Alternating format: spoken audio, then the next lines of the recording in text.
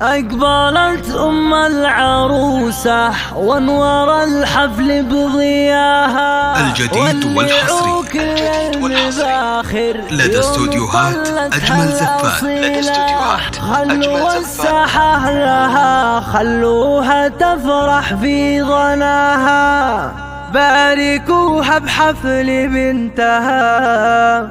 لتنفيذ الشيلات والزفات والقصائد الشعرية لكل المناسبات والأفراح، متخصصون في سحب الموسيقى. للطلب أو الاستفسار 00-966 530 400 459. أقبلت أم العروسة وانور الحفل بضياها، ولعوا كل المباخر يوم طلتها الأصيلة.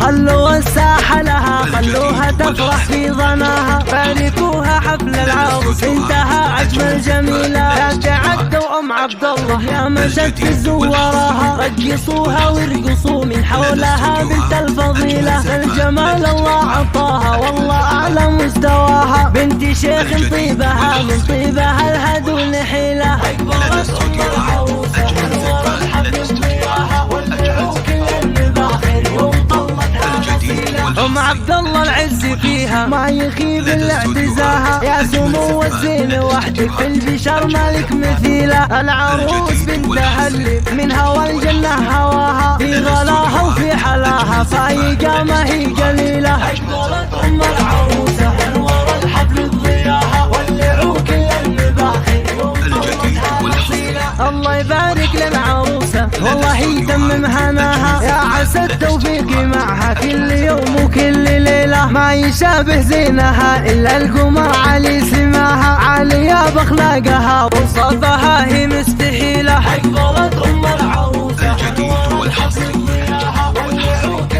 لدى استوديوهات أجمل زفات. بنت ابوها لا تعزوا فالمواقف احتماها، تخفي عز وطيب السراح ابو الكف الجزيلة. تعتزي باخوانها وقت العزاوي حندراها، ونهر جل غوالي بطيب ياكنه وكيلة. أقبلت أم العروسة وانور الحفل بضياها، ولعوا كل المباخر يوم طلتها. الجديد والحصري